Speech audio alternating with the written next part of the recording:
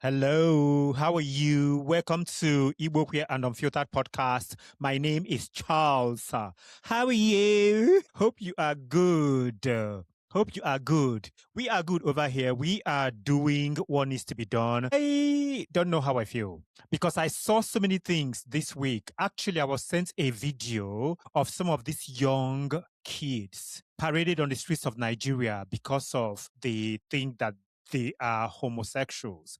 They give them placards with different colors of placards. If you went to secondary school in Nigeria, you will know what I'm talking about. Actually, it's not only in Nigeria, in Africa, in everywhere, literally everywhere, where these placards, they come in different colors. When you do your drawing in school, that's what you use. They gave it to them with different titles. I will not suck penis. I will not fuck a man. I will not be a homosexual. These are so disgraceful and disgusting. And this video was sent to me by Emrad. And that took me to a place where I did not like. I was so furious. I was so angry.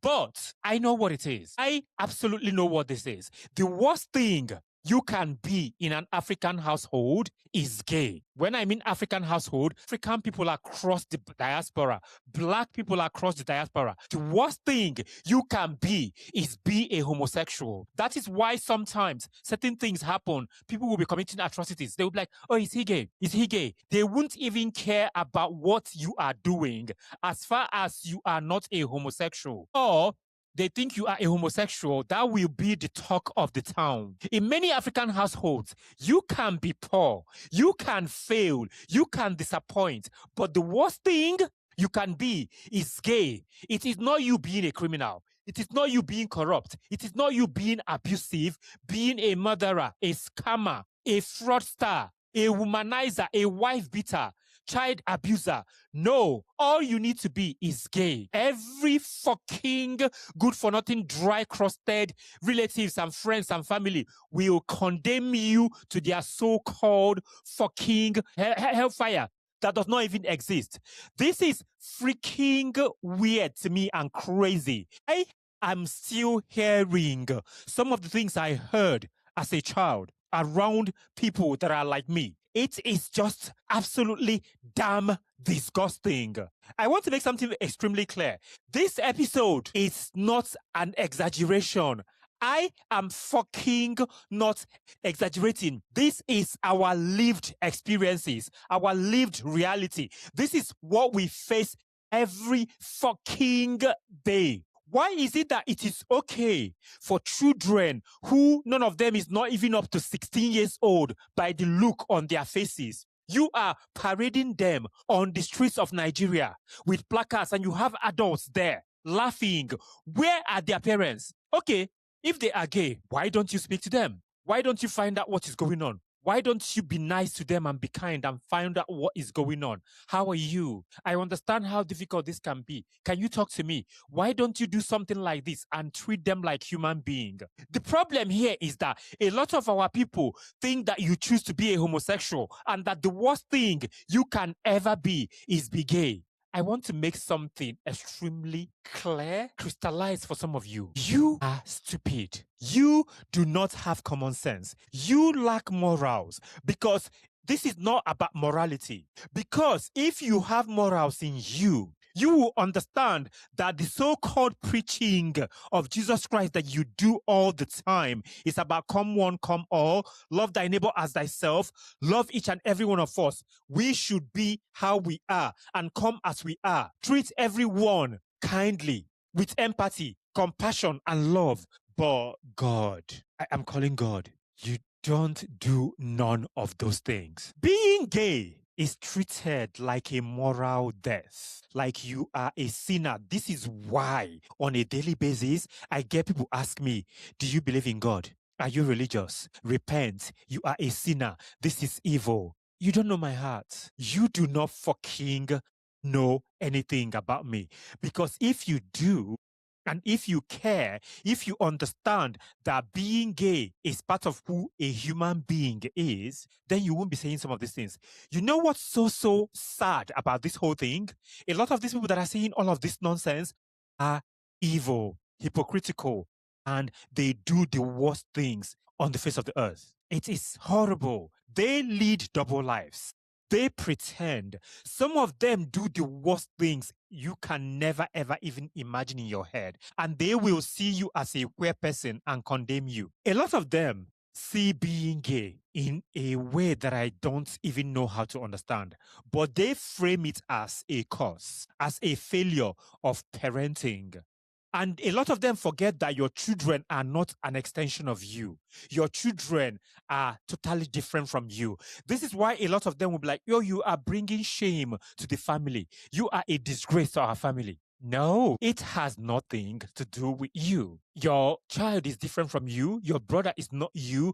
Being a homosexual, being a lesbian, being a queer person, a trans person does not have anything to do with you. It is not you failing as a parent. Actually, a lot of you fail as parents because you do not know what it takes to raise a child.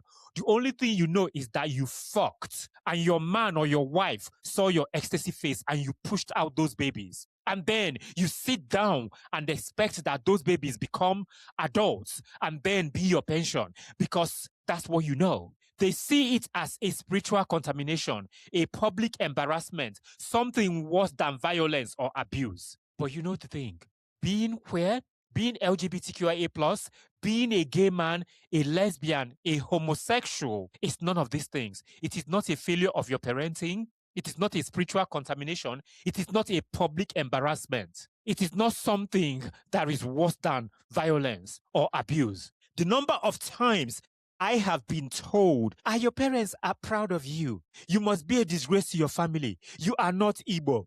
Remove Igbo in your name. You are a disgrace to the Igbo people. You are a disgrace to your family. This is why some of us queer people, our relatives, don't want to speak to us. But the truth of the matter is, they have people in their family. Look around in some of our families. We have uncles that have abused their nieces sexually.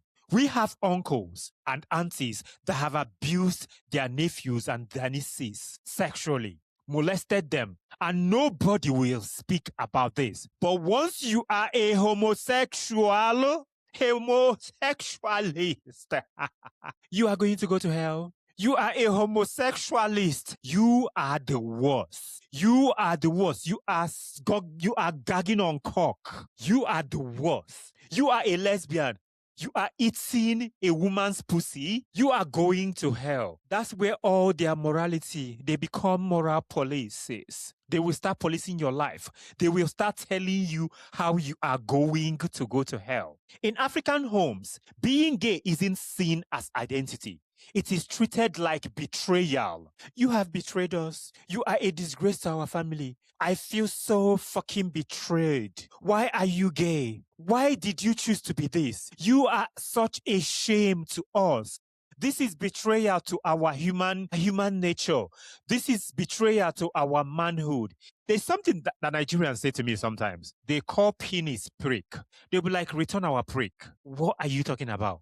My penis belongs to me and I use it however I want to use it. And if I decide to suck on on another man's penis, that is my fucking problem. If I decide to eat another man's backside, that is me. That does not have anything to do with you. That does not have anything to do with if I'm a good person, if I'm clever, if I'm kind, if I'm a pillar of the society. The thing is that a lot of these people forget that in countries like Nigeria, Ghana, Cameroon, African people as a whole across the diaspora, that some of the men and some of the men of God and reverends and people you respect are actually homosexuals. And there is nothing wrong with them. The language used against us as queer people is crazy. The things we queer people here at home, you can never, ever imagine. Of course, this has happened to people that I know and continues to happen on a daily basis. Things like, you are a shame to our family. You will destroy this family. We failed because of you. It is even better that you were never born. I wish I never gave birth to you. I wish I never imagined to have a child like you. I will kill you for the fact that you are gay. God will punish you. You've killed our family name. It is crazy. I don't want to be around you as a friend because you are so dirty. You are so ugly. You are so stupid and unholy. I don't want to have anything to do with you. I am going to strangle you to death with my bare hands because you are gay. Don't come around here. We don't want to see you. Never, ever come back home. And they think all of these things are okay. A lot of our people forget that words mean a lot.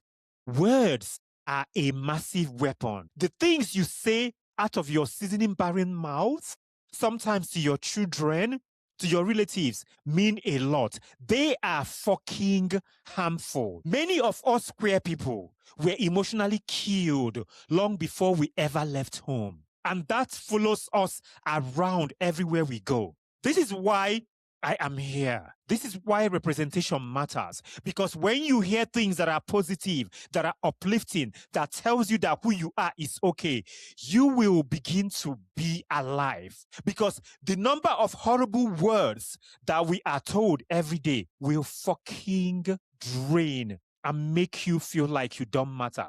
That is a slow death that you receive by being around people like this who fucking don't mean well. A lot of our people are just mean and they use it in the name of fucking religion and Christianity. And it does not sit well with me. Religion makes it worse, not better. Religion is weaponized on everything that you can imagine of. Anything, everything that you can think of. Parents hiding cruelty behind God. Abuse framed as love. Violence justified as correction. Silence demanded as obedience. What the hell is this? God is often used as an excuse for emotional abuse in a lot of our African households. Faith without humanity becomes cruelty. I don't know if a lot of you know this. People that are gay, people that are queer, can be close to God. There is nothing wrong with someone being a homosexual, a lesbian, and be a man of God, a woman of God, as some of you want to call it. Being queer, being LGBTQIA+ is not evil. It is natural. People don't choose their sexual orientation. My days. I do not know how many times I need to speak and say things like this to make it clear to some of you. They will say to you, it is not part of our culture. This is not in our lineage. This is not what we do. You are a disgrace. We don't do this here. It is un-African. Don't bring it here. Our ancestors condemn this. Our culture condemn this. Lineage, image, and control. Obsession with your bloodline, our bloodline, who we are, is crazy. Fear of community gossip. That is what their problem is. Reputation over reality. What reputation are you fighting for? The reality is your child is gay. Your daughter is a lesbian. Your son is a trans man. Your daughter is a trans girl. Your son is gender non-conforming. What is that? You are worried about what people are going to think about our family. You've tarnished our image. But the reality of the matter is that you need to love your child. You need to stop fearing all the gossip your people are going to gossip about you.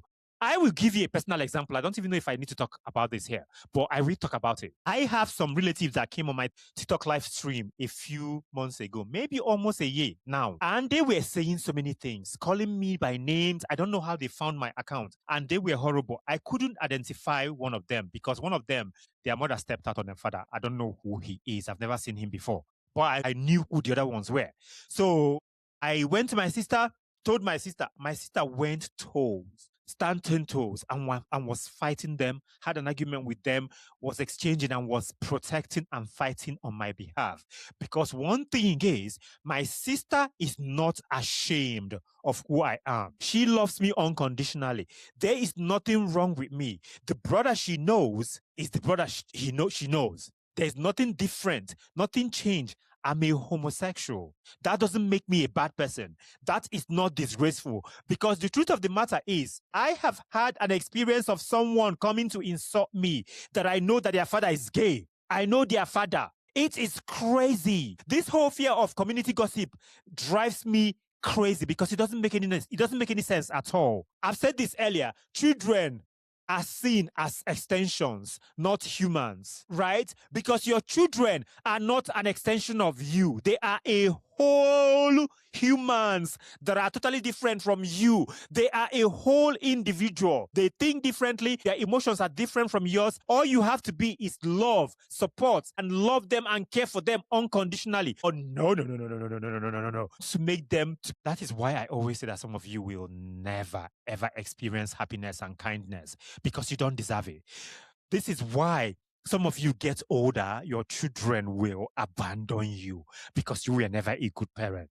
You never showed them love, kindness, support, and compassion. African parents don't fear losing their child. They fear losing their reputation, their face, their pride. People are not going to respect me anymore, yada, yada, yada. Who fucking cares? Who the F cares? What this does to gay people, what this does to gay Africans, queer Africans, it's a lot. It has an extremely long-term impact that a lot of people don't even talk about. I have experienced this firsthand. This has been my lived experiences. Some of them has happened to me directly and indirectly and to people that I know personally, and continues to happen to some of them on a fucking daily basis. Self-hate, hyper-independence, fear of intimacy, overachieving to compensate, depression and anxiety, living double lives, cutting off emotions to survive. This is something that I have seen happen to a lot of people in my community. I am speaking to someone now that lives in Nigeria that is going through a massive depression and anxiety, and I don't even know what to do. They are expressing it in a way whereby I know what to do, but of course, there's going to be a way where I will raise some money. I'm thinking of that to get better help for them to speak to a therapist. There are a lot of people who live in the United Kingdom who are gay people that grew up in Nigeria, in Ghana, in Cameroon, in other African countries that are going through all of these things that I just mentioned. Sometimes you suppress your emotions to survive. You become numb to certain things. That does not allow some of these things to get to me. I will be crying and fighting people on a daily basis, but I have developed a mechanism in which I use to shield myself from a lot of this nonsense. Some of them will just have wives and then cheat on their wives with men behind their backs. That is a typical example of leading double lives, living double lives. Sometimes we try to overachieve, to compensate, to prove to them that we are worth everything, that we are doing very well. I'm going to prove to you that I am worthwhile. To compensate. No. Carry our family troubles and finances and everything on top of our head because we want to prove a point. You don't need to overextend yourself to be loved. Biological family don't have to always be your family. You can leave them and cut ties with them and still live your life and enjoy yourself and be whole and complete. Many gay Africans grow up believing love must hurt. We feel like for us to be loved, it's controlled, it's punishment, it's them condemning you, telling you all of these things. No, that's not love. Love does not have to hurt. Relationship does not have to hurt. Love is supposed to be sweet. It's supposed to be amazing because that's what it is. It doesn't have to be intimidating. It doesn't have to be cruel. It doesn't have to be mean. It has to be sweet, amazing, and loving. That is what love is. If someone is being mean to you, and then turning back to tell you, I did this to you because I love you, they do not love you. Because if someone loves you, they will never ever make you feel bad. They will never hurt you. They will never do. The love that I know is amazing. It is sweet. It is wonderful. Do you understand? This is the reason why. This is why some of us never come out. Because there is a lot of costs in being honest to yourself. I am a typical example of that. I have lost so many friends because of my honesty, because of me living in my truth, because of me living my life unapologetically, because of saying it like it is. I have lost friendships, people that I knew from childhood. but they were never meant to be my friends. They were never meant to be in my life. They were never meant to be doing anything with me whatsoever. A lot of us queer people are scared of being disowned, being beaten, being cursed, being financially cut off from our family, being spiritually terrorized. Silence is not cowardice. Sometimes it is survival. I really understand when people try to hide and not speak and just live their life in hiding quietly and things like this. I understand this. This is why I always preach, make peace with who you are. Be okay with who you are. Because once you are okay with who you are, that's fine. You do not need to come out to anybody. As long as you've made peace with who you are and you are okay in your truth. Because it is dangerous. Silence is not you being a coward. You not coming out doesn't mean you are a coward. It means you are protecting yourself. You are saving your energy. You are protecting yourself from any negativity. Because can you imagine if you are someone that is dependent on your family and they happen to find out that you are gay, they cut you off financially, that means nothing for you. Maybe you are a student, your school ends and all of these things, and we don't want that for you. I totally understand this. That is something that I have seen happen so many times. I know a few people in Nigeria that I have helped financially. I know it is not enough, but because of their families have cut them off and don't support them and are mean to them, sometimes their families say to them, I am going to unalive you. I am going to strangle you myself. And that is not a good place to be. There is some difference in the diaspora, but it is not enough. Location doesn't always mean safety. Even if you are outside of Africa and you live somewhere, that doesn't mean that you're not going to get people do some form of madness to you. Families export homophobia abroad. I remember something that happened a few years ago. This was in Manchester. I used to work somewhere, and this guy, the parents threw him out because they found out that he's gay. This happened in the United Kingdom. My friend was telling me this. I knew someone at the time and they was telling me this. I don't know the person personally, but our people export their homophobia.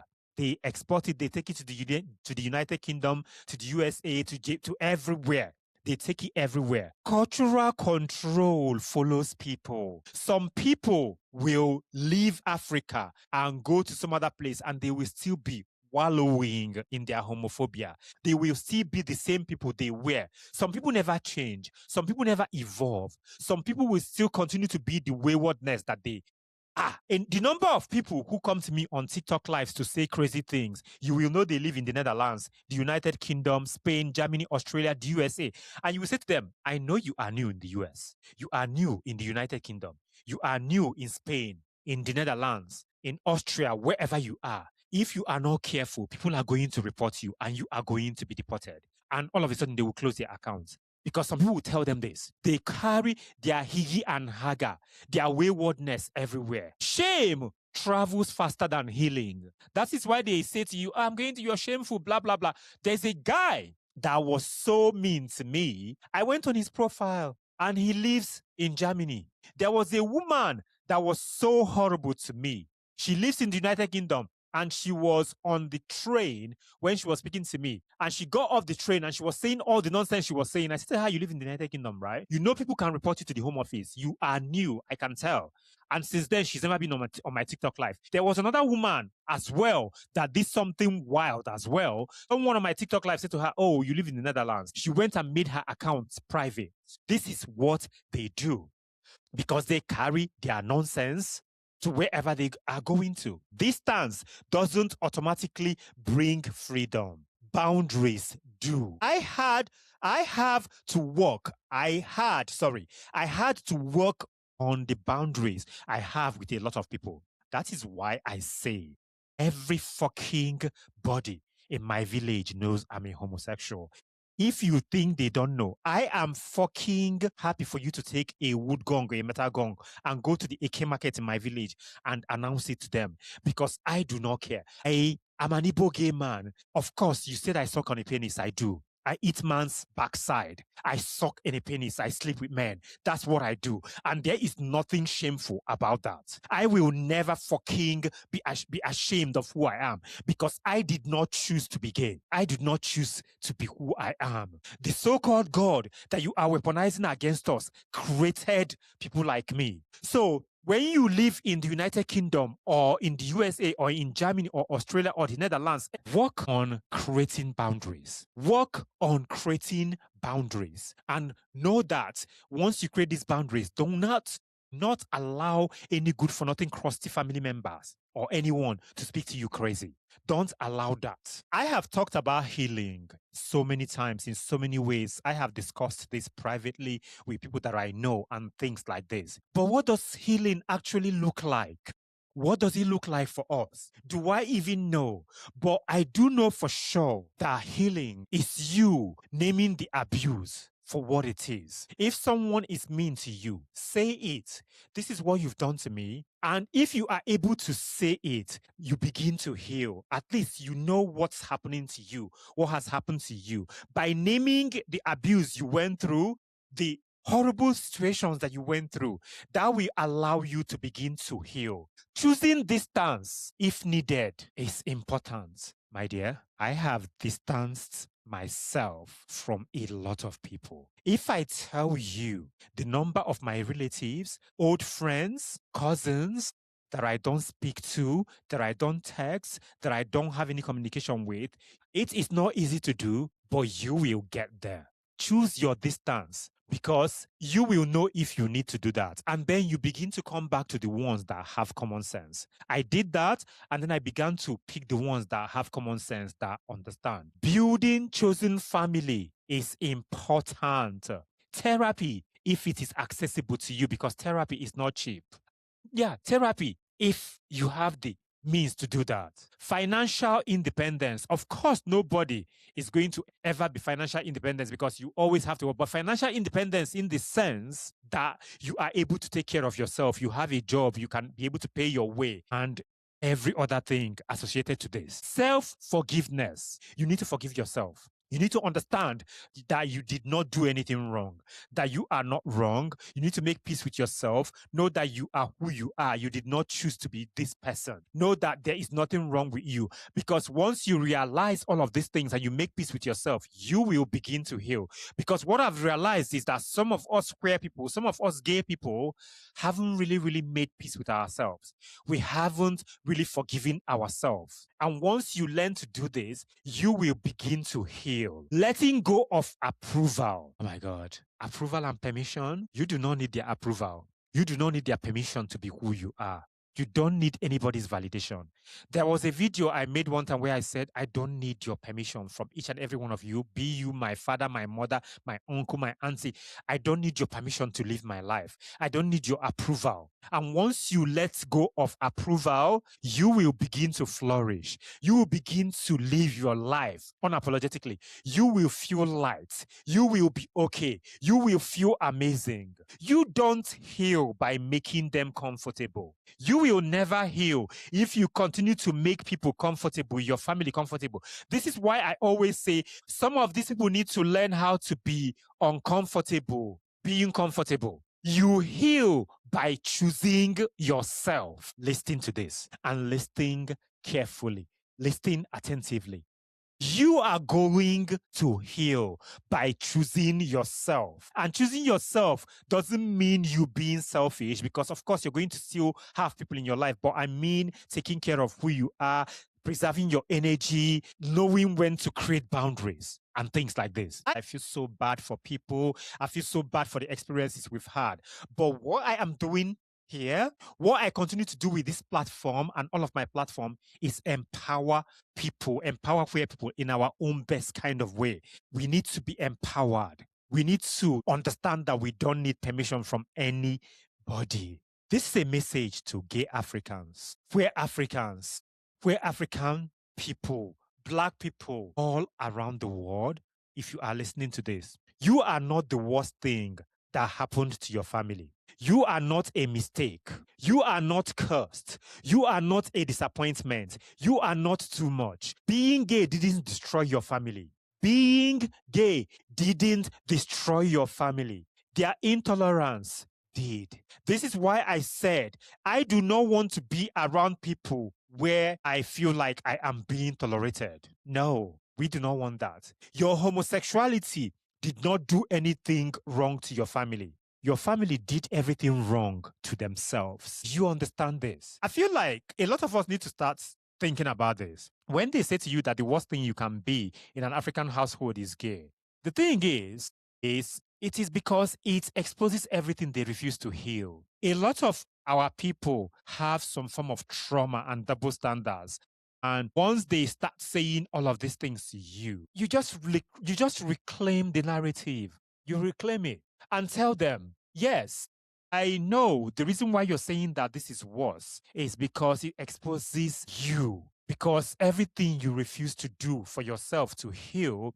Because if you understand that people are different, that people are individuals, that people can live their lives and be who they are and do everything, you yourself will begin to heal. Because the truth of the matter is that some of our people have a lot of baggages, a lot of trauma, a lot of struggles, and they lash out on the people that are vulnerable. And those vulnerable people are LGBTQIA plus individuals. So for them to make themselves feel big, they do every mean thing to you.